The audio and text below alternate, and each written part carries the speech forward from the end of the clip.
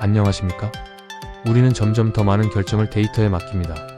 표면적으로 보이는 숫자와 차트, 정제된 질문지, 그리고 알고리즘이 산출한 정답 같은 것들이 인간의 판단보다 더 나을 거라고 믿는 시대에 살고 있죠.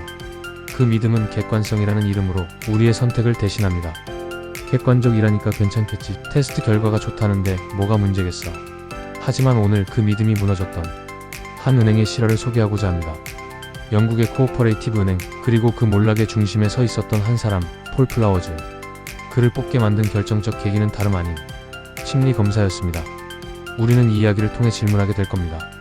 과연 인간을 평가하는 질문지가 진짜로 우리를 만족시키는 대답을 줄 수 있는가?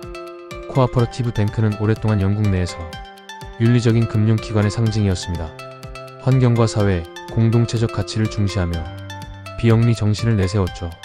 그런 이상을 현실로 구현하기 위해 그들은 금융위기 이후 위태로운 소형 은행들을 흡수하며 사업을 확장해 갔습니다.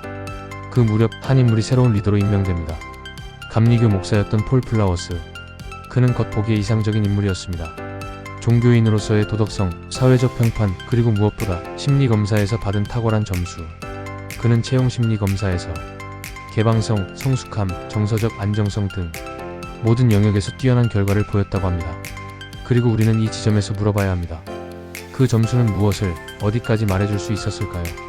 2013년, 플라워스는 청문회에 출석해 은행 경영에 대한 설명을 요청받습니다. 그는 자신의 은행 자산이 30억 파운드라고 말했지만 실제로는 470억 파운드였습니다. 숫자 하나가 말해주는 건 그가 이 은행의 운영 구조나 자산 상황에 대해 기본적인 이해조차 없었다는 사실이었죠. 그리고 얼마 지나지 않아 그의 실체는 충격적인 모습으로 드러납니다.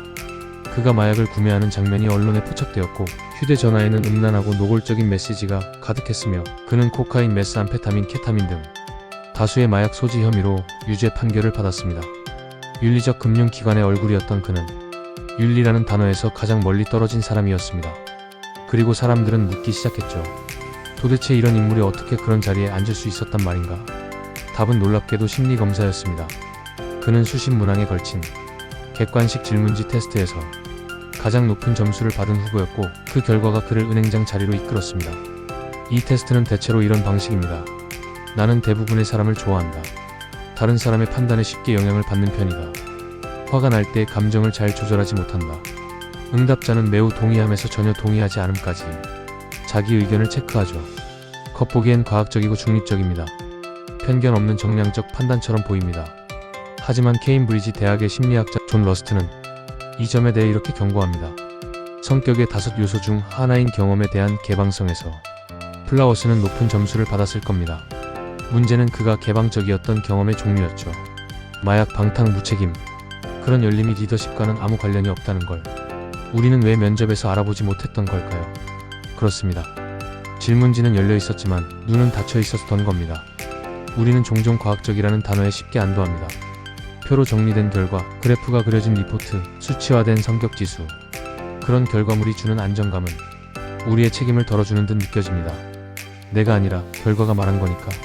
하지만 그 결과는 과연 전부일까요? 1924년 발명가 휴고 건스백은 기계로 사랑을 분석하겠다는 상상 속 도구들을 제시했습니다. 맥박 측정기, 채취 분석기, 전자신호를 감지하는 연애 매칭 시스템까지. 그리고 100년이 지난 오늘 우리는 그 상상을 채용심리검사, 데이팅 앱, AI 면접이라는 이름으로 현실에서 반복하고 있습니다. 하지만 그 모든 시스템이 놓치고 있는 단 하나의 진실이 있습니다. 인간은 수치로 정의되지 않는다는 것, 사람을 본다는 것, 은행을 지킬 사람을 뽑는다는 건 이력서만으로도 테스트만으로도 결코 완성되지 않습니다. 그 사람이 어떤 실패를 했는지, 그 실패에서 무엇을 배웠는지, 책임을 어떻게 지는지, 사람들과의 관계에서 무엇을 중요하게 생각하는지, 이런 것들은 오직 질문과 대화, 관찰과 성찰을 통해서만 알 수 있는 것들입니다. 우리는 점점 더 많은 것을 데이터에 의존하려 합니다. 숫자와 알고리즘이 사람을 평가해 줄 거라고 믿습니다. 하지만 오늘의 이야기가 전하는 메시지는 분명합니다.